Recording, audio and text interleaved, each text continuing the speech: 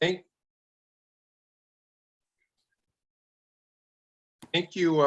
Thank you for welcoming me to Potluck Insurgency meeting, and thanks for everybody who's here to participate. I always enjoy these more when you're in person, but we've got some time here for Zoom to talk about it. So let's do it.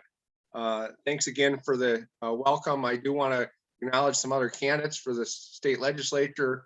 Iowa City Council Member Janice Weiner, of course, running for the state Senate.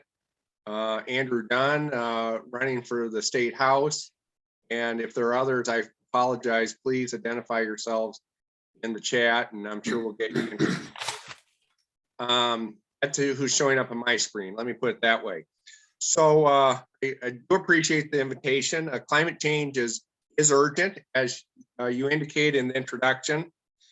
It's already causing harm, costing people their lives in Iowa and around the world.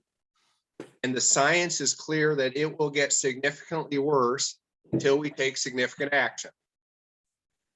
The best current summary of what is needed, I'm going to put in the chat, if that works, is from the National Academies of Sciences, Engineering, and Medicine, which convened Nobel laureates for a summit, after which they released the statement that I quote there from Our Planet, Our Future, an urgent call for action on April 29th of 2021. The future habitability of Earth for human societies depends on the collective actions humanity takes now. There's rising evidence that this is a decisive decade. Loss of nature must be stopped and deep inequality counteracted. Global emissions of greenhouse gases need to be cut by half in the decade of 2021 to 2030. You can spend a lifetime studying the science of climate change. And if you want to do that, go do it. That's the best summary I have found for you in one paragraph. Loss of nature must be stopped, deep inequality counteracted, and global emissions of greenhouse gases need to be cut by half in the decade of 2021 to 2030.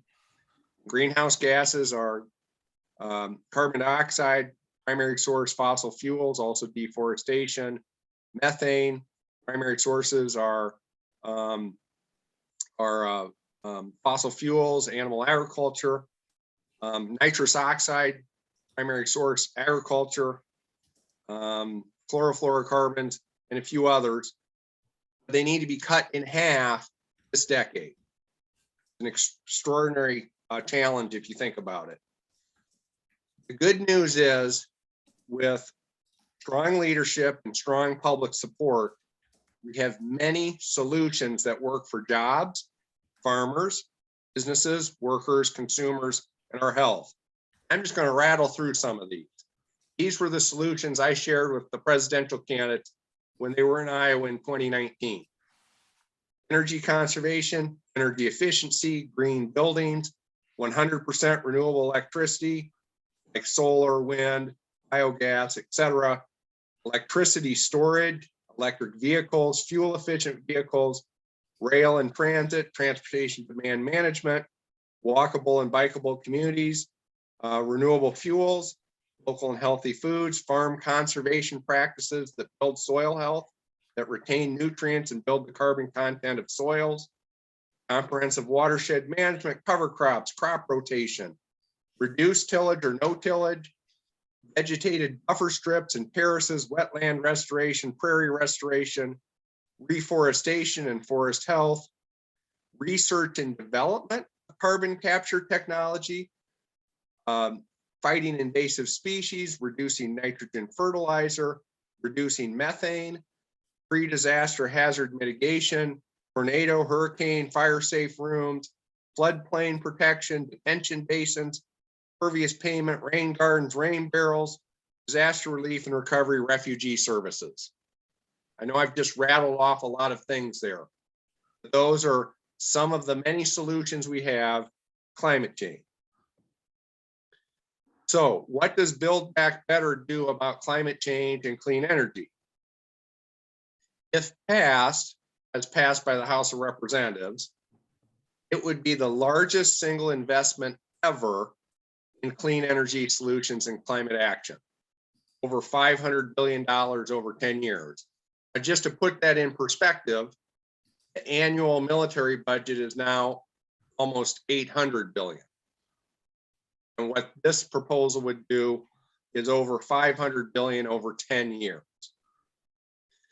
President Biden has said these investments by themselves, so just these investments, would get us halfway to his administration's nationally determined commitment to reduce climate pollution by 50 to 52% by 2030.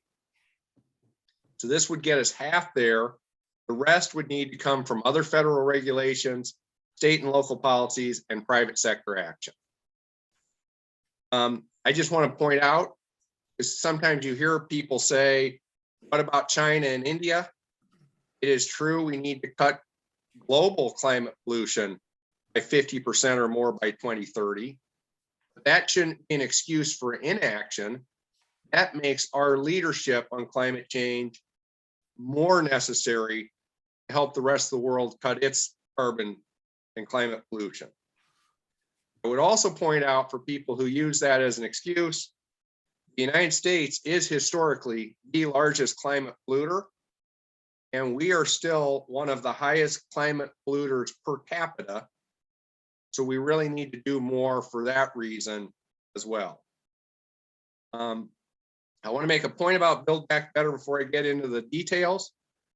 We need it, and we need comparable action every year, by every level of government, by every nation in the world, and we need to sustain that action for many years and probably decades to be able to deal with this problem. It's a big deal. So the details on Build Back Better.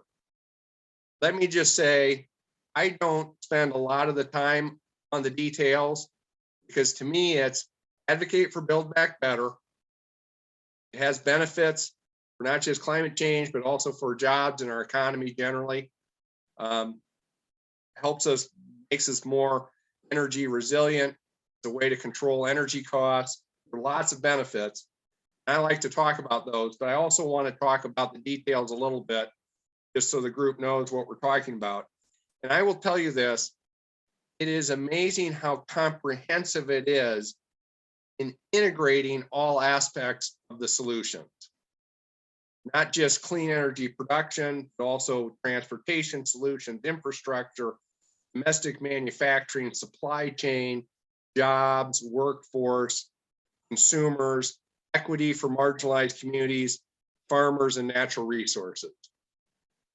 The bill really does, at some level, touch close to the full range of the issue.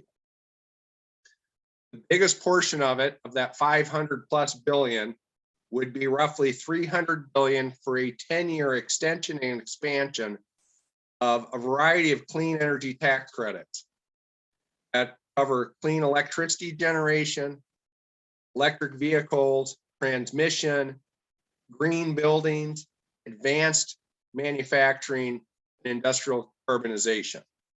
So there's this series of credits that total about 300 billion. The bill ties the clean energy tax credits to labor standards to ensure things like payment of prevailing wage and the use of registered apprenticeship programs.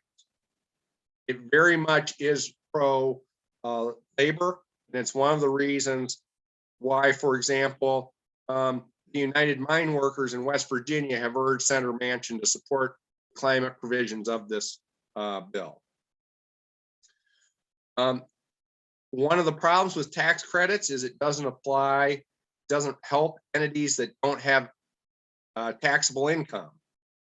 The bill deals with that by providing a 29 billion greenhouse gas reduction fund for nonprofits, states, local governments, and tribes to encourage their investment.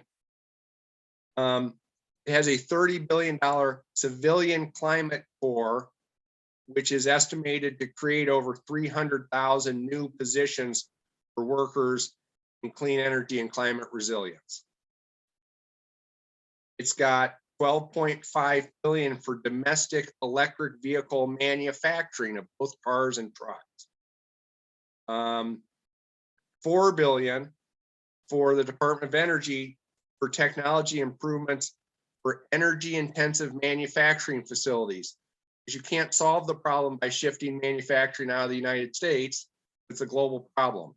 So in an effort to keep manufacturing here and make it compatible with our climate goals or climate needs, $4 billion. It has incentives for buying clean. It has consumer rebates for the purchase and installation of heat pump space heaters, heat pump water heaters, induction cooktops, and upgraded breaker boxes in homes, along with $6 billion for an associated worker training program and state programs. It contains elements of President Biden's Justice 40 initiative. What the Justice 40 initiative is the goal of having 40% of all investments go to poor communities and marginalized communities to deal with the legacy of environmental injustice. Some of the specifics there: $9 billion for lead remediation, $3 billion to reduce air pollution at ports, $3 billion for environmental and climate justice block grants, plus a few tens of millions for pollution monitoring and data collection. It would have the Build Back Better bill would have an unprecedented increase in funding for tribal climate programs. $400 million for tribal climate resilience, $294 million for tribal electrification, $200 million for a loan guarantee program that would unlock $20 billion in investment. And then it has a $3.8 billion electric appliance rebate program that targets only tribal and low and moderate income households for electric appliance rebates. The bill would invest $9 billion to electrify federal vehicle fleets and postal service fleets, $10 billion for public transit, and $10 billion for passenger rail improvements. It would have $10 billion in USDA loans and grants for rural communities to invest in renewable energy, energy storage, and energy efficiency, and to shift to a cleaner generation portfolio. $2 billion for new high capacity transmission lines. Could be some controversy around that. $800 million to improve interstate siting of transmission lines. It has over $20 billion for climate smart agriculture. $9 billion for the environmental quality incentive program, existing program. $4.1 billion for the conservation stewardship program, also an existing program. $7.5 billion for regional conservation partnerships, and $1 billion for USDA research related to climate. It has another number over $20 billion for healthy forest management. And this is both to prevent wildfire damage and to use our forests as a carbon sink, so that I talked about healthy forests and reforestation as a solution. $17.1 billion for national forest restoration and fuels reduction, $6 billion for non-federal forests, $1.2 billion for a state and private forestry conservation program, and $2 billion for the Department of Interior to work on public lands, conservation, ecosystem restoration, including national parks. It includes $6 billion for coastal restoration. That's important for two reasons. One, to fight sea level rise, and two, also to have more carbon sequestration in coastal areas through investments in wetlands, mangroves, and reefs. The bill would protect Arctic National Wildlife Refuge and restrict coastal waters from oil and gas drilling. It would have financial reforms, including reinstating Superfund taxes, imposing methane fees, reforming oil and gas leasing so they aren't given away at ridiculously low prices, and requiring financial assurance for oil spills. And the final provision I'm going to share is they've built in billions for the economic transition, $5 billion for the Department of Energy Community Reinvestment Financing Program, and $1.68 billion for the Commerce Department to work with people whose jobs could be displaced by the transition from fossil fuels to clean energy. It really is quite comprehensive, and I'm impressed by it. I'm impressed by these provisions. So here's what we need now, and then let's get back, and then we'll do let's get the questions and discussion if we can. Here's what we need now. We need everybody on the call to contact Senator Ernst and Senator Grassley. Oh, I know, you're skeptical, but you've got to contact them. And here's what you tell them. We need Build Back Better and other legislation and action to address climate change, because it's not enough. Remember, President Biden has said this gets us about halfway to our goal, right? So we need additional action beyond Build Back Better. And they need to hear that from people. It may not get them to vote for Build Back Better, but it may get them to say they're going to support something on climate change, because, I mean, they've been, Ernst has been there. This is year 8 for Ernst. She's never said what she would support, to cut climate pollution by 50% by 2030. And Senator Grassley has been in DC since 1974. And he has certainly never said what he would do to cut climate pollution by 50% by 2030. So they need to hear from people. And by the way, it's a Democratic primary season. Speak up with the candidates about it as well. So we need that. That's something people on this Zoom can do. Now, beyond that, a few suggestions, four or five more suggestions. People need to we need more organization around climate change. There are a number of organizations that are working on the issue. I'm happy to make suggestions on that, but we need people to get involved, right? If you're in a position where you don't feel like that you know enough, first of all, I've given you the link to the Nobel Prize winning scientists convened by the National Academy of Sciences. It doesn't get any better than that on the science, right? I've given you the paragraph. There are other resources available. For example, I'm sure a copy of my book, best book ever written on the subject, America's Climate Century, is available at the Coralville and Iowa City Public Libraries. If not, let me know, or buy a copy and give it to them. There are lots of resources out there that are easy. The one I'm working on right now is Saving Us by Katherine Hayhoe. It's I believe it's on the New York Times bestseller list. If you don't feel like you know enough, spend the time now to learn and get involved and get more informed. Okay, a couple other points. People sometimes say we need system change, and I agree with that 100%. But what's the role for personal action when you're trying to create system change? Here's what it is. Do something in your personal life, show that it works, tell your friends, neighbors about it, and tell your elected officials about it. If you want to go through personal things that I've done, I'm happy to do that, but we'll save that for the question. Personal action makes a difference. I'm not saying it's the key to solving climate change, but it is a component of solving climate change. We need system change, but we also need people to say, yes, this is important to me, and I'm going to do things in my personal life to help us achieve the solutions.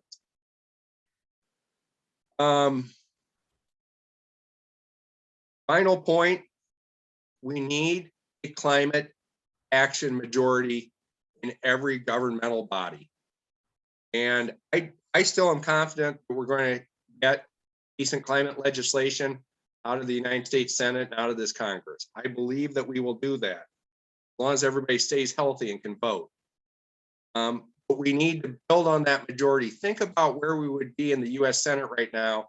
Cal Cunningham had won in North Carolina, Teresa Greenfield had won here in Iowa, and Sarah Gideon had won in Maine, just to pick the three who came the closest, right? We need to win more elections and get a climate action majority. And then we need, when we pass the legislation, we need to defend it, sustain it, build on it, and go beyond it, right? Climate change is not solved by Build Back Better. It is an essential component of it. It is just one component of it. This is not a challenge for a single bill and a single step forward for humankind. We need the single step, but the reality is that we are going to have to sustain legislative, social, economic, and personal action year after year for many years, possibly decades, if we want to effectively deal with climate change. That's what I'm hoping we can do. That's why I'm excited to be with you tonight, because it's groups like Potluck Insurgency and the candidates who are on this call who can help us make the difference and actually achieve things that work. So with that, let me see, I'd like to see if there are any questions. And Roseanne, are you going to handle questions, or how should we do that? Actually, I think Ed's going to handle questions, Rob. Okay, very good. Okay. All right.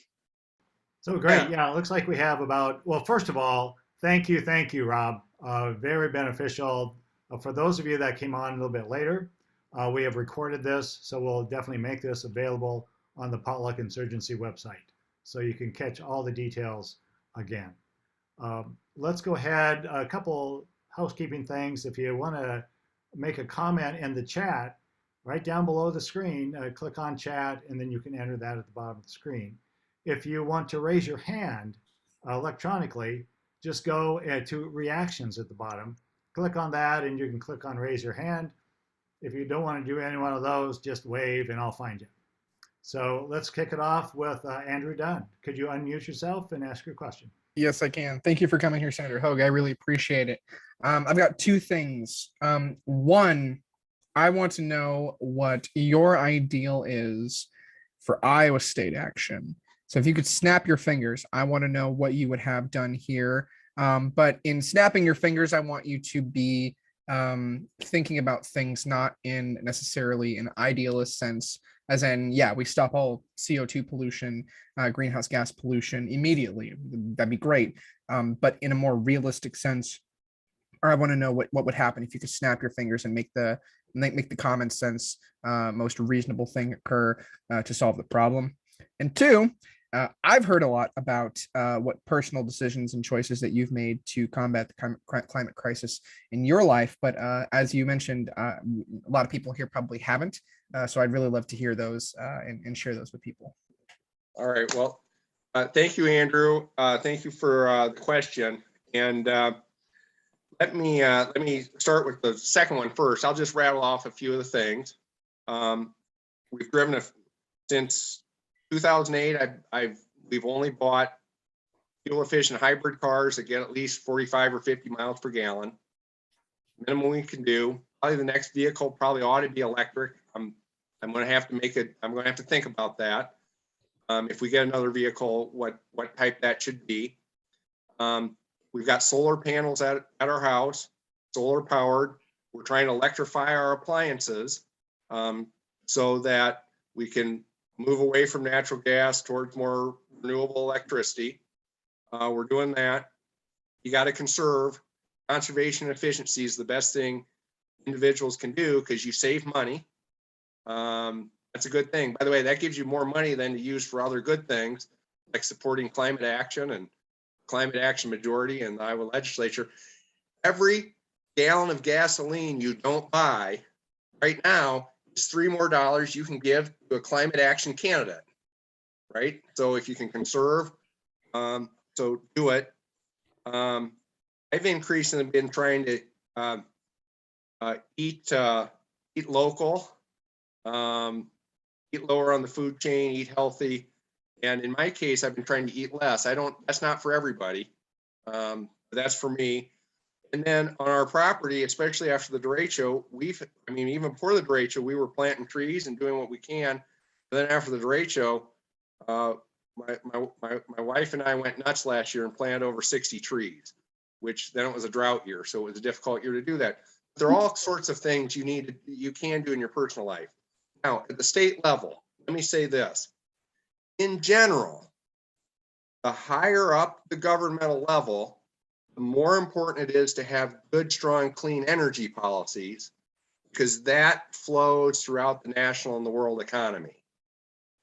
The lower the level of the government, clean energy continues to be important, but all of that stuff you have to do on the preparing to reduce the damage of future climate disasters like floods and droughts and ecological disruptions, that stuff becomes more important at the local level. Right? Can you see that? Because that's so individualized to the place, right? It's harder to have a national policy because, some places are worried about sea level rise and other places are worried about invasive grasses fueling wildfires, right? The way climate change manifests itself in different places is different. So there's a bigger role for local government on that. Okay, that's the general rule. Now, my view, some of the key things at the state level, I filed a bill this year that would simply ask for state agencies to prepare a plan to cut climate pollution by 50 to 52% by 2030 to match President Biden administration's nationally determined commitment under the Paris Agreement. That's a bare minimum that should be done. We have had policy options as a state for many years. Some of you will know Gary Schnorr at the University of Iowa. He chaired our climate change advisory council that we had the state convened in the late 2007, 2008, 2009, that time period. And they had a list of 57 policies that we should implement. The one I want to highlight, I'll go with one right now that I'll highlight. In 2018, Republicans in the Iowa legislature arbitrarily forced the utilities to cut how much they were spending on energy efficiency and conservation. They cut it by over 50%, and they capped it at that level and said that utilities could not spend more than that on energy efficiency and conservation, even when it was the lowest cost way of meeting the energy needs of Iowans.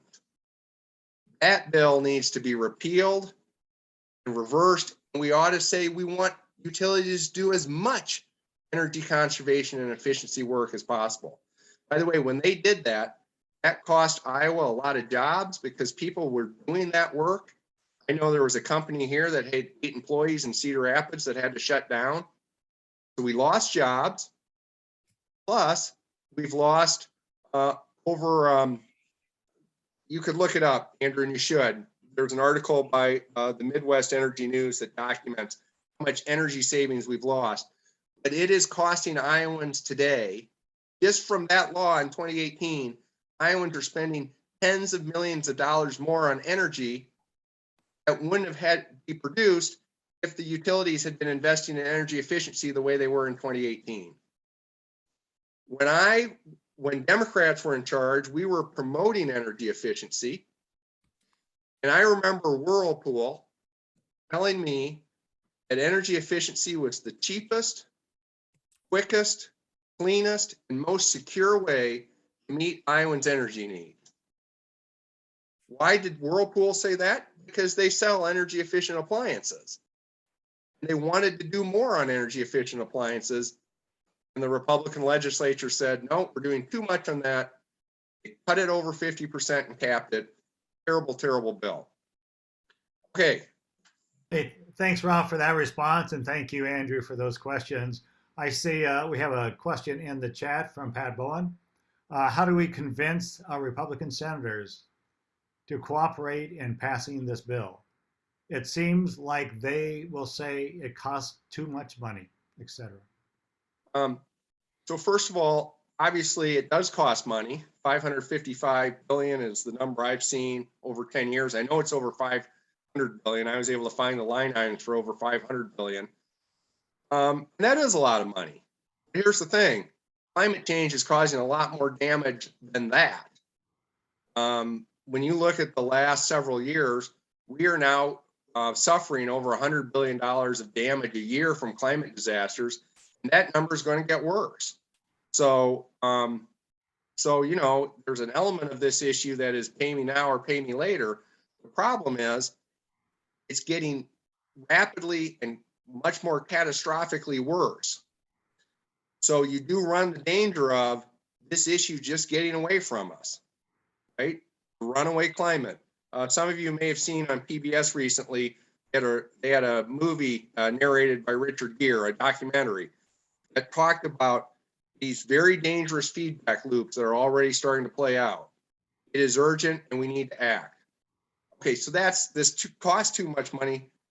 Sure, it costs money, but pay me now, pay me later. And by the way, we can create a lot of jobs and do a lot of other good things for our health and consumers if we deal with it head on. How do we get Republicans to move on this issue? First of all, the number one way to get Republicans to move on the issue is to beat them in elections.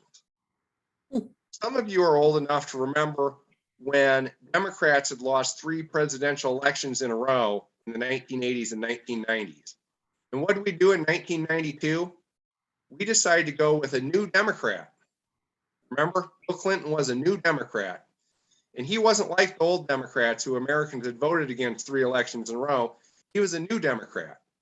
And some of that wasn't necessarily consistent with Democratic ideals, but it's what we did to win an election.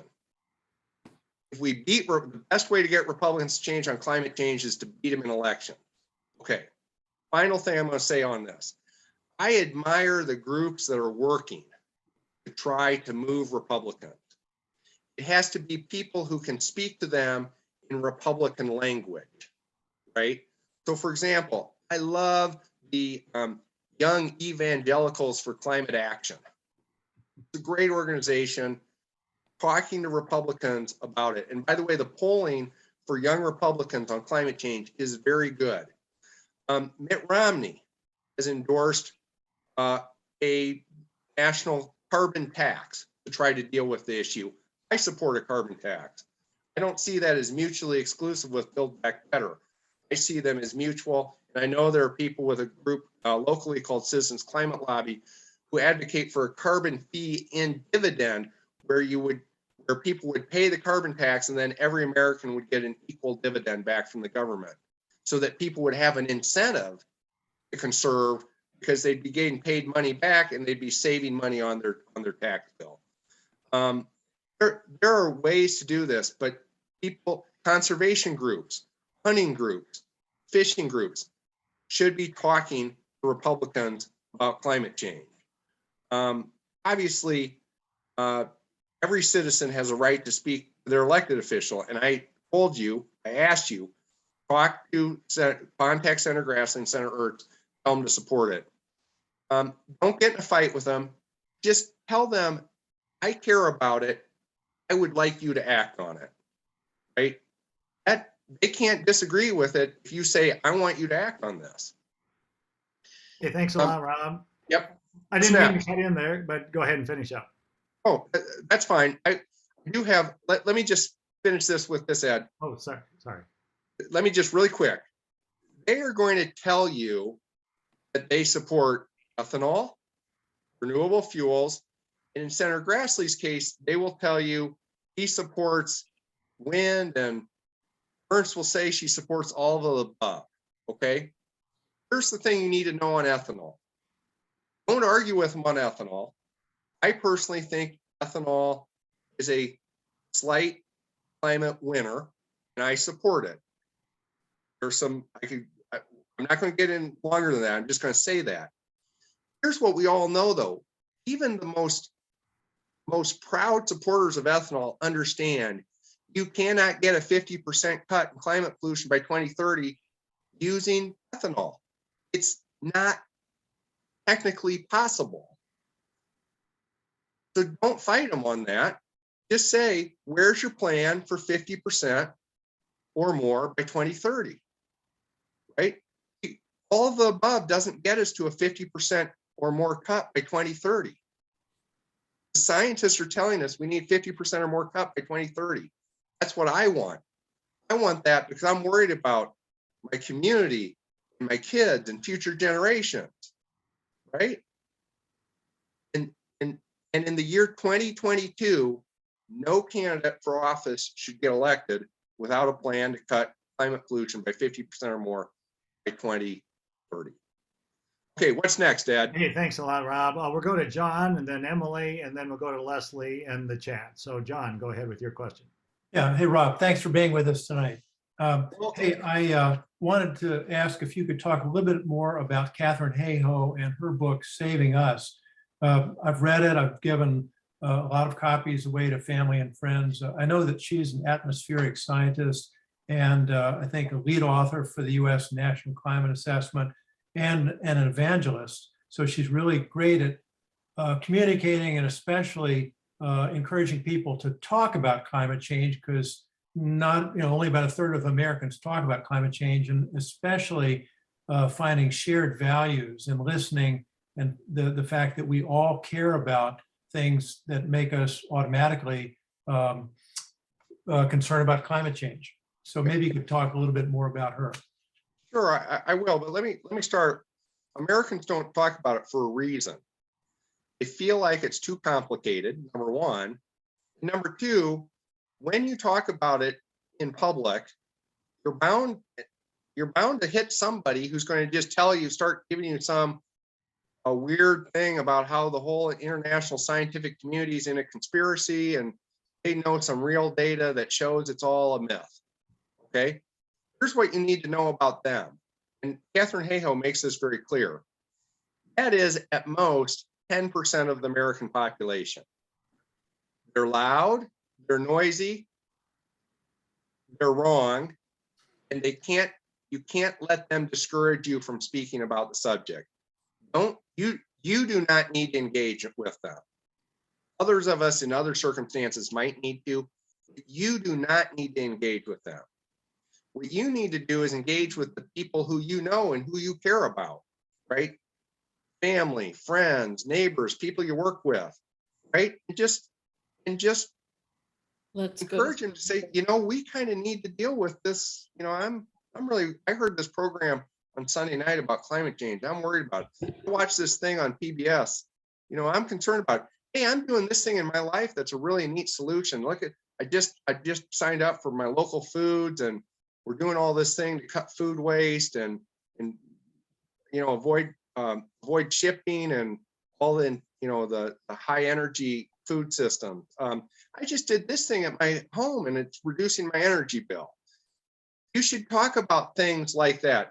One of the things Katharine Hayhoe says in the book, and I am not all the way through it, but it is very good. Saving Us is the name of it. I'm sure it's available at the library. I got it at Beaverdale Books in Des Moines because my local bookstore was sold out of it.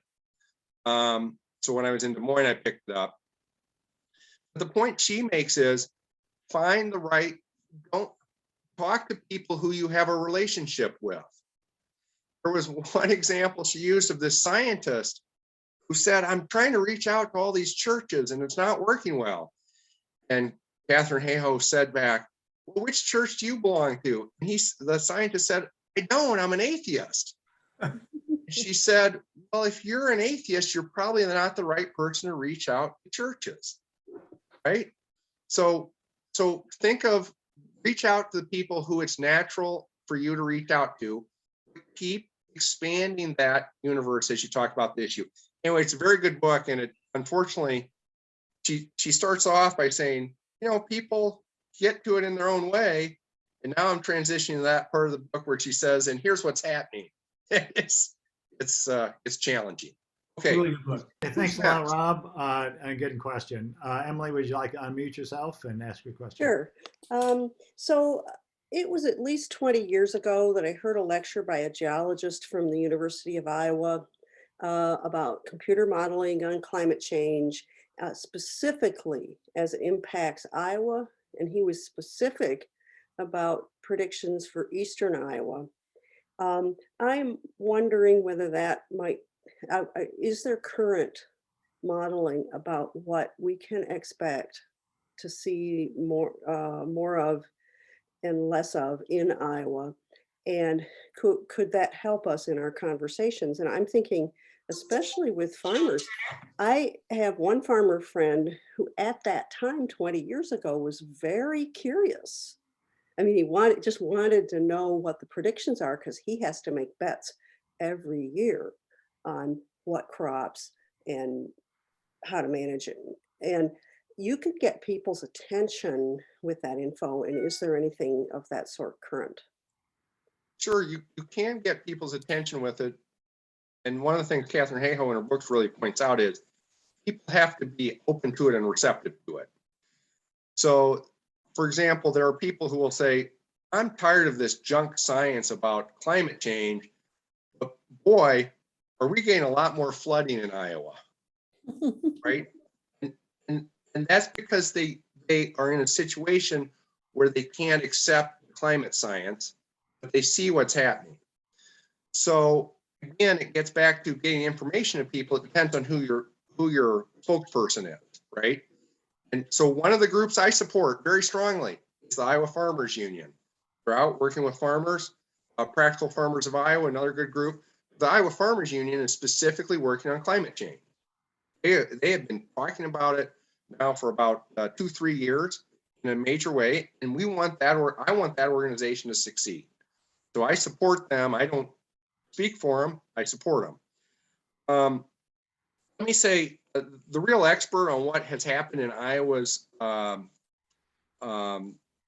climate, the best expert Iowa has is Gene Cockley, who I now believe is just retired at Iowa State University.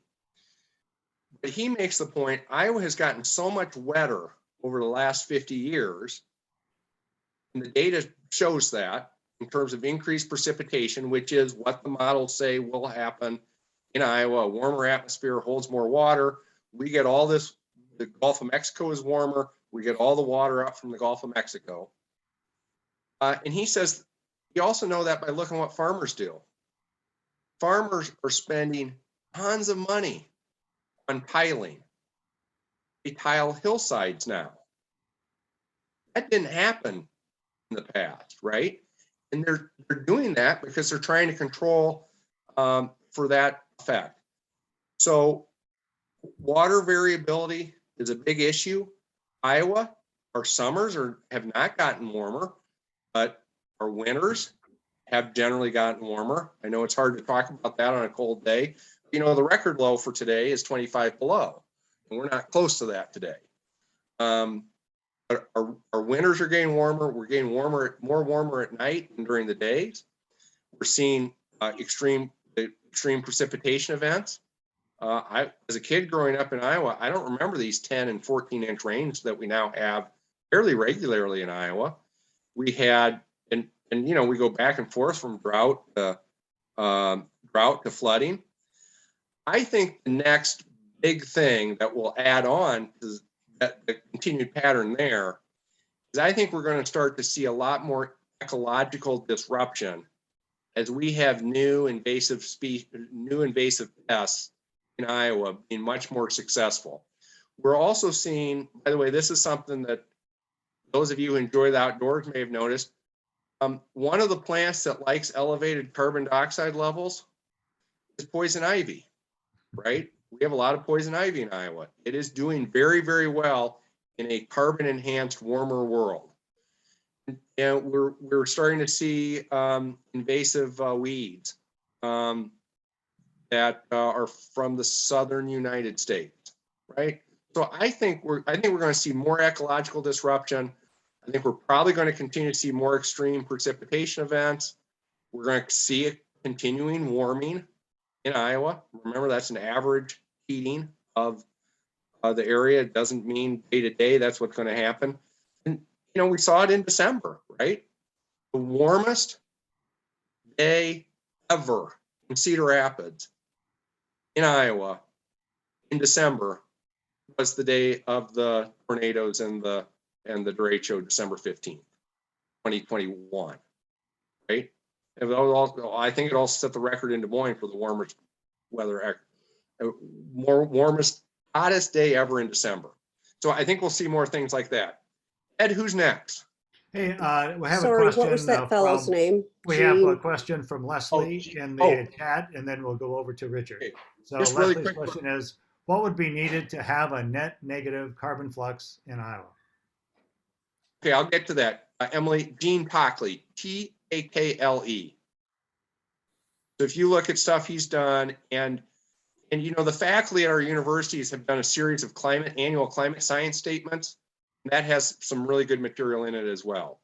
Okay, getting to a net negative carbon future. There are visionaries like Robert Brown at Iowa State University who see us being able to produce energy and use the byproducts of that energy production to build the carbon content of our soils, in particular biochar. And there are various approaches to doing that. I don't think necessarily that's a technology that's prime time ready to be scaled up today. But let me say this, in Iowa, if we would begin to restore some of our forest lands and restore our prairies and forest lands can sequester huge amounts of carbon dioxide in the soils. And then if you adopt regenerative agricultural practices for the land that you are farming, instead of farming being a contributor to greenhouse gases and climate pollution, farming could become a net negative on that. I think that's really the key in terms of Iowa moving towards becoming a net negative carbon economy. I think it's possible. Let me say one other thing about that question, Ed. We are so far away from that moment. It's good to envision it. It's good to dream about it.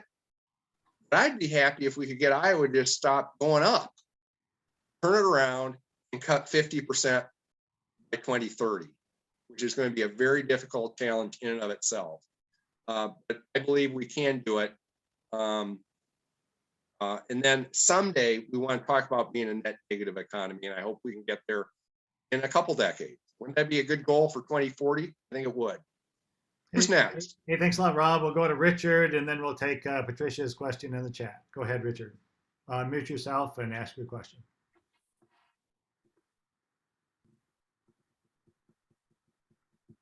Hello? Yeah, we can hear you. Go ahead, Richard. Thank you, Ed.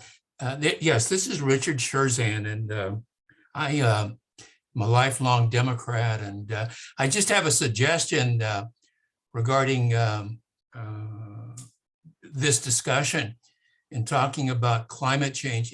I think I've always found it, I guess, curious, and that when there's been discussion, or when there is discussion about climate change and the and climate and the dangers, that there's an absence of, I think, information that could provide I guess, a framework for the discussion. NASA, the National Aeronautics and Space Administration, has many photographs of planet Earth, and which one particularly I'm thinking about is called the pale blue dot photo, 1990. You're familiar with that photograph, sir? Mr. Hogg? I may be. Is that the one that was taken from one of the moon missions? No, sir. It was taken in 1990 by Voyager 1 spacecraft from about the edge of the solar system. Okay. Carl I- Sagan persuaded NASA but anyway, to take a photo of the Earth from 3 billion miles away. But it's a famous photograph that shows the Earth as a dot in space. And I've had it framed, and you can order it on the Google in various sizes. But I think it would be helpful. And there's others like the whole Earth photo, which is another famous photograph of planet Earth. I think it would be helpful. I just want to cut this comment short. Is it would be helpful to have a photo of the planet Earth, pale blue dot photo, a whole Earth photo that in a frame that you can order and buy from that over the internet. But to show the fragility and the limitations of planet Earth. And that would, those photos, I think, are pretty provocative and provide a strong pictorial argument for that there's a need for a change and a new level of consciousness, and that the Earth is actually, we are living like in a new Columbian age because we're living on a new space age Earth. Yes. And I think it would just be helpful if you would, in talking, to show a photo of the Earth, of planet Earth, and why there's a need for a change in behavior because of the fragility of the planet Earth. Thank you. Thanks a lot, Richard, for Thank you, that. I Richard. think that's a great idea. Yeah, and I have one quick thought based on Richard's question, which is two things. First of all, two thoughts. First of all, I do think that we do rapidly need a new understanding about the fragility of ecosystems and life on planet Earth. I agree with that. That's not something government can do. That's not about Build Back Better. That's about creating a new culture. And, I think about what we do. Government policy is essential, but it will not be sufficient to deal with this problem. We need cultural change to support government policy, sustain it, build on it.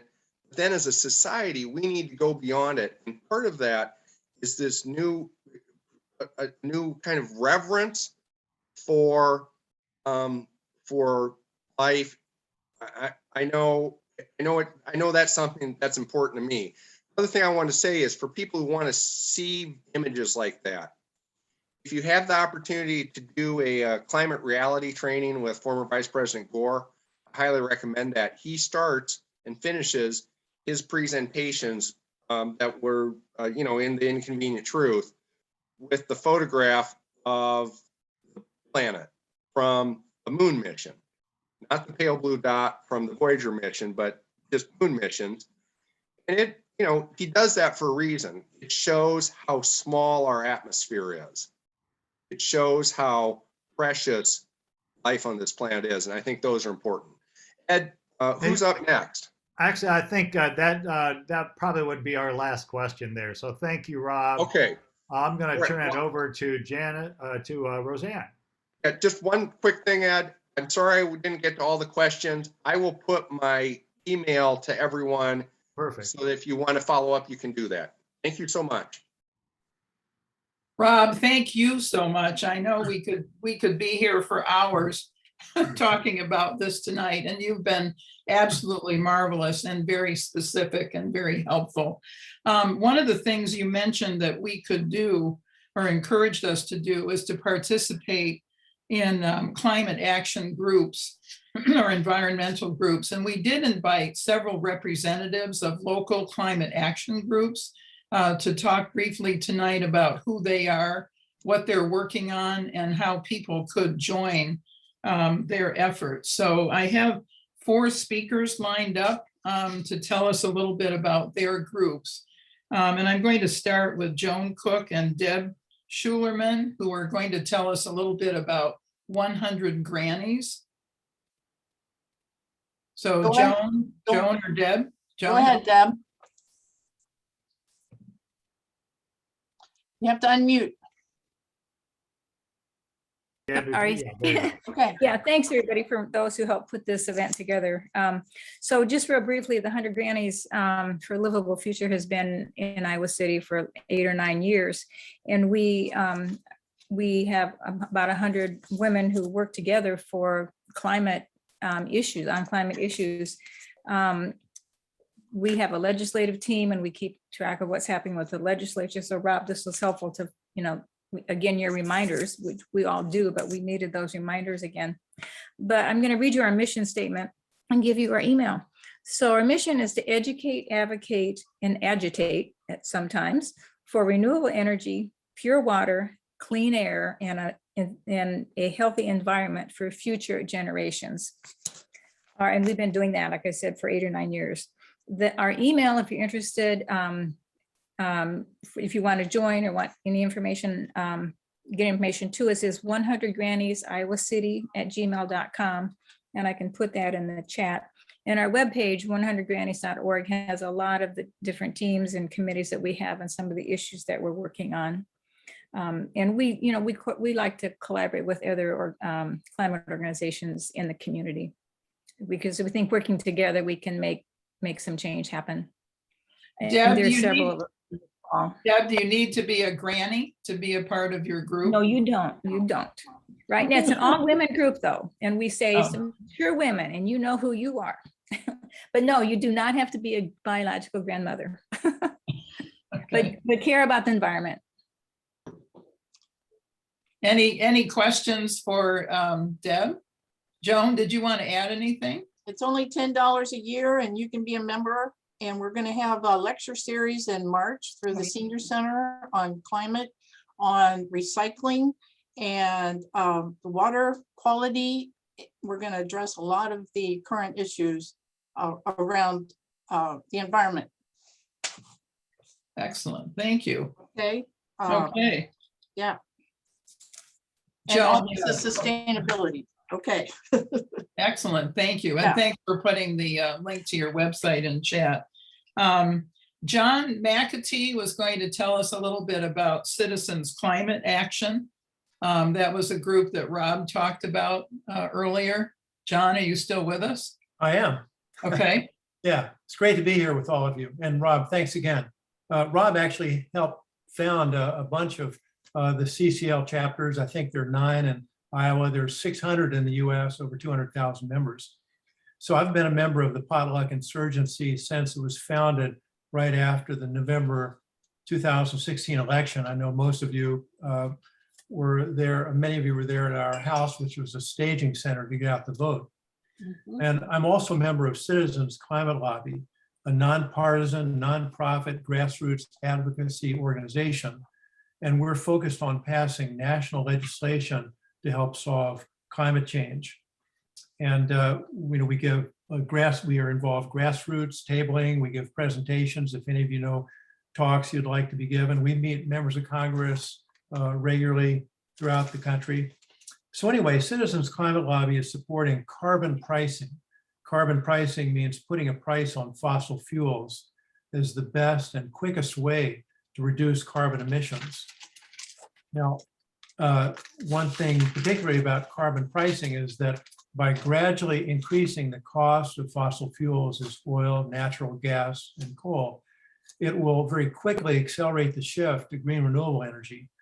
And naturally, if you make something more expensive, people buy less of it. Now, a strong economy-wide price on carbon, that by itself, even without the Build Better Back bill, would lower America's carbon pollution 50% by 2030. And that would put us on track to net zero emissions by 2050. Now, the question came up in my mind right away, well, wait a minute, won't a carbon price or carbon tax hurt low and middle income people if the cost of fossil fuels increase? Well, answer that, a carbon tax or fee becomes affordable to Americans if all of the money collected from fossil fuel companies at the source, like at the wellhead or the mine, is given back to all Americans as a carbon dividend or carbon cashback, like Rob described, with no restrictions. that would offset the rising cost of fossil fuels, like cost of gas at the pump. And so most people would come out ahead with a carbon dividend or carbon cashback, even with this carbon pricing. It's called carbon fee and dividend. Now, a carbon fee and dividend bill has already been introduced in Congress. It's got support from many Republicans and Democrats, Mitt Romney, Sheldon Whitehouse, others. And the best thing is that a carbon pricing bill can be passed as a standalone bill, even without the Build Back Better bill. So summary, 3 minutes here. Carbon pricing is effective. It would lower carbon emissions 50% by 2030, good for the economy. It would create millions of jobs, put money in your pocket, good for people. It'd save millions of lives due to pollution, and it'll spur technology. So if you have any questions, I'm a member of the Iowa City Climate Advocates, local chapter of Citizens Climate Lobby, and be happy to talk to any of you over coffee or virtual coffee. Talk to you later. Thank you, John. John, are you going to put a link to your website in case people are interested in participating in your group? Definitely, Do you have some contact information to put in the chat for us? definitely. Okay, awesome. Thank you. We also have someone here from the Johnson County Energy District, Cheryl Miller. Tell us a little bit about that. Cheryl, you still with us? Yes, I'm here. Yes. Okay. Thank you, Roseanne. Yeah, Cheryl Miller, and I'm with the Johnson Clean Energy District is the name. Sorry. Yeah, Sorry. that's all right. It's a new nonprofit organization. We kind of started putting the program together in 2020, right as COVID hit. So we're kind of trying to deal with that.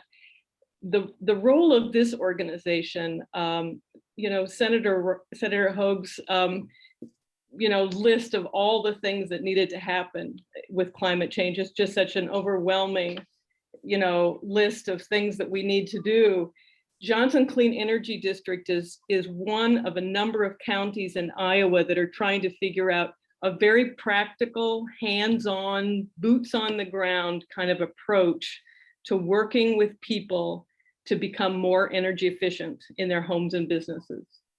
So this was started up in Decorah about 10 years ago. A group of people got together to figure out how to build an energy transition organization based on the model of the old soil and water conservation districts, where you give farmers or landowners money and technical assistance to do good conservation practices.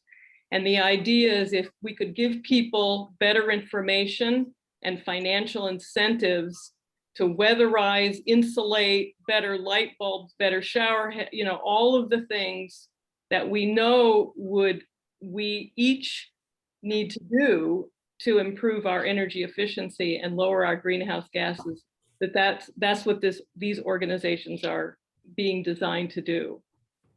So one of our hopes is that something like the the Build Back Better bill, if billions of dollars are going to be coming from the federal government to the states, then how does it trickle down to the counties where there's going to be different county objectives and approaches and opportunities?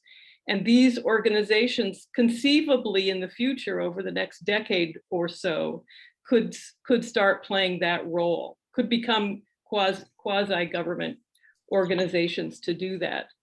So, but right now it's just a citizen effort, volunteers, nonprofit organization to start working on programs to help people make that transition, or to help them further their own efforts in their own homes and businesses. Because of COVID, we haven't taken the general approach, which is to go into people's homes and help them weatherize their homes and do various things. And instead, we've just been focusing on getting energy efficiency packages to low-income families that's where the energy burden is the greatest, and to help them at least lower their the costs of energy. We have, though, also started working on some policy issues, particularly solar energy. For those of you from Iowa City, you're probably surprised to learn that Iowa City has only 0.5% of its energy load in solar energy. We have just a remarkably low amount of solar energy here, which is kind of surprising given, as you can well imagine, wide support for something like solar energy. And there's reasons why this hasn't really been prioritized here. Mid-American Energy's 100% renewable energy goal has kind of, people think that's being done for them. But several years ago, there was a proposal to put a solar farm in Waterworks Park, and a lot of community opposition to putting a solar field in a park. And our organization worked with the University of Iowa to come up with a strategy that we think would be a good way to bring solar energy here, to really strategically target electrification of to help with the electrification of buildings and the emergency infrastructure and electric transportation, and a number of things that we think solar energy could be especially valuable part of our energy portfolio here. Cheryl, how could people get involved with your group? Do you have a website or an email? I put the website on the chat. So we are still building the organization and developing a strategic plan. We don't have a membership right now, but we will hopefully by the end of the year have kind of a more robust membership program for people to join. Right now, if you're just have any interest in this kind of approach, very practical, just get her done kind of approach, please get in touch with us. I'd love to talk to you. Are you looking for any financial support at this point, Cheryl? Sure, you can always use that. Okay. Yeah, we are a 501c3, and we are raising money for low-income homes to bring more energy efficiency programs or packages to them. So that's our. Excellent. Thank you. Thank you so much. We have one more, Jim Trepka, who is a representative of the Iowa City chapter of the Sierra Club. Jim, are you still with us tonight? Yes. Okay. Hi, my name is Jim Trepka. I'm with the Iowa City area group of the Sierra Club. I'm the chairperson for our local group. If you're interested in the Sierra Club joining, what you would do is you can join at the national level. I'll put a link in the website. It's $15 is the minimum. And then you're also then affiliated with the state and then with our local group. And our local group serves Johnson County and a couple of the smaller surrounding counties. And we have roughly 500 local members, but we only have really a dozen or so really active members. We do some tabling at local events, and we also do outings. And then we have a group that meets once a month at the state level to discuss work around climate change. And we're always interested in getting more people involved in that. Okay, thank you, Jim. And Ed, just to check with you before I'm going to close in a minute here with, excuse me, a little information about upcoming potluck events. But Ed, do you want to say a word about how this recording will be available and how the chat will be available to people who came tonight and others? Sure. The meeting's been recorded. So what we'll do is go to the you can go to the Potluck Insurgency website when we get that over there, and that's where the recording will be. And then I think what I'll do is, if I could, Roseanne, is share the chat with, well, we'll just get the chat to everyone that attended. Let's put it that way. I have your email addresses by registering. I'll just send you the chat so you have all of that. Are you going to put the recording on our YouTube channel, Ed? I will. Okay, thank you. We have a YouTube channel, Potluck Insurgency. Well, thank you all so much. Some of you have been with us for, gosh, 4 years now. Some of you might be new tonight, so I'll just quickly say a word about what we've been doing on and off, but mostly on for about 4 years now. Just briefly, our mission has been to support candidates, Democrats, of course, candidates for office locally in Iowa and nationally. And we've also had done many fundraisers for candidates, and we've also had many speakers on issues that as Democrats we care about, which obviously that's what we've been doing tonight. And we've had such a wonderful group of speakers here. So it's just been an awesome event. I wanted to mention a few things that we have coming up. And I'm going to check my notes and make sure I get my dates right here. Sunday, February 27th, we are going to host Pat Reinard, who founded the Iowa Starting Line in 2015. As many of you probably know, the Iowa Starting Line covers Iowa news, politics, life, and national news with a focus on breaking down key issues and their relevance to people in Iowa. One reason we were especially interested in talking to Pat at this point is he'd been doing a lot of work on messaging and effective messaging, particularly in rural areas of Iowa. So we asked him to come and talk about the, messaging and what kinds of things we can try to do to counter some of the 24/7, far right exaggeration and lies that so many people are hearing in their media and on the social media platforms. So that's Sunday, February 27th, also at 6:30. And that will be a Zoom gathering also.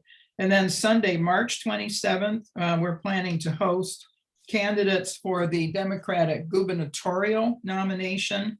At this point, as you know, Deidre DeGear is the only one who's really running an active campaign, but we thought we'd wait until after the filing date, which is March 18th, just in case another active candidate emerges for that nomination. But we know for sure that Deidre will be with us. She may be the only candidate, we'll see. And that's also something that we plan to do as a Zoom event. And I think I would love to see us come and support Deidre too. She needs support here in Johnson County. So I hope we all come that evening and talk to her and support her. Then Sunday, April 24th, we're planning a forum with the candidates for the Senate nomination. And there are 4 people currently running active campaigns: Abby Finkenauer, Mike Franken, Glenn Hurst, and Bob Kraus. We're still waiting confirmation on, I guess, 1 or 2 of those, but we expect to have all 4. And we're going to stick with Zoom for that as well. One of the things about Zoom is that it makes it easier for people to come to us and come talk to us because they don't have to travel around the state to get to us. Once the weather warms up again in May and beyond, I hope we'll be able to do things in person. But those next 3 events we are planning to do virtually. Since we have such a wonderful facilitator in Ed Cranston who's willing to do this for us, we're going to stick with Ed. So thank you all so much, and look for the recording, look for the chat. You're right, as many of you have commented, there's some great stuff in that chat tonight, lots of good contact information. So thank you all so much, and we look forward to seeing you in a month on February 27th. Thank you, Jane. Thank you, Ed. Thanks to all our speakers. And it was good to see everybody. Good night. Great to be here with all of you. It was good to see you, John. All right.